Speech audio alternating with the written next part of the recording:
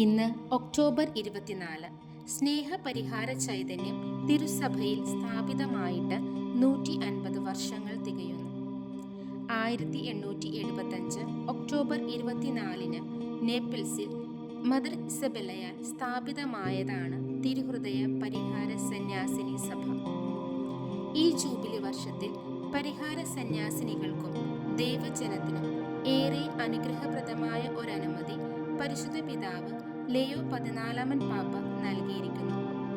2025 October 23 മുതൽ 2026 October 23 വരെ തിരുഹൃദയ പരിഹാര സന്യാസിനി സഭയുടെ കീഴിൽ വരുന്ന കോൺവെന്റ് ചാപ്പലിൽ വന്ന് ഒരുക്കത്തോടെ പ്രാർത്ഥിക്കുന്നവർക്ക് ദണ്ഡവിമോചനം ലഭിക്കും.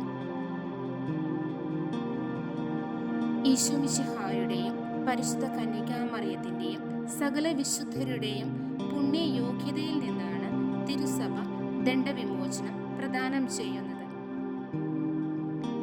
കുമ്പസാരമെന്ന കൂദാശ നമ്മെ പാപത്തിന്റെ നിത്യനാശത്തിൽ നിന്ന് രക്ഷിക്കുന്നു.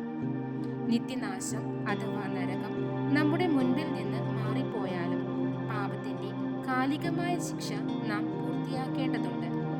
അത് ഈ ലോകത്തിൽ പാപത്തിന് പരിഹാരം ചെയ്തോ അല്ലെങ്കിൽ മരണശേഷം ശുദ്ധീകരണ സ്ഥലത്തിൽ ആയിരുന്നു ഇത് നാം പൂർത്തിയാക്കണം. ദണ്ഡവിമോചനം ഒരുക്കത്തോടെ സ്വീകരിക്കുന്നതിലൂടെ ഈ കാലിക ശിക്ഷ നമ്മിൽ നിന്ന് മായ്ക്കപ്പെടുന്നു. ഒരു വിശ്വാസി പൂർണ്ണ കുമ്പസാരം നടത്തി ദൈവവര പ്രസാദത്തിൽ ആയിരിക്കുകയും പരിശുദ്ധ കുർബാന സ്വീകരിച്ച് പരിശുദ്ധ പിതാവിന്റെ നിയോഗങ്ങൾക്കായി ഒരു സ്വർഗസ്ഥനായ ഒരു നന്മ നിറഞ്ഞ മറിയം ഒരു തൃത്വസ്തുതി കാഴ്ചവെച്ച് സഭ ദണ്ഡവിമോചനത്തിനായി പറഞ്ഞിട്ടുള്ള കാര്യങ്ങൾ ചെയ്യുകയും ചെയ്ത് ദണ്ഡവിമോചനം പ്രാപിക്കാവുന്നതാണ്. നമുക്ക് വേണ്ടി മാത്രമല്ല, ശുദ്ധീകരണ സ്ഥലത്തിലെ ആത്മാക്കൾക്ക് വേണ്ടിയും ഈ ദണ്ഡവിമോചനം നമുക്ക് നേടാവുന്നതാണ്.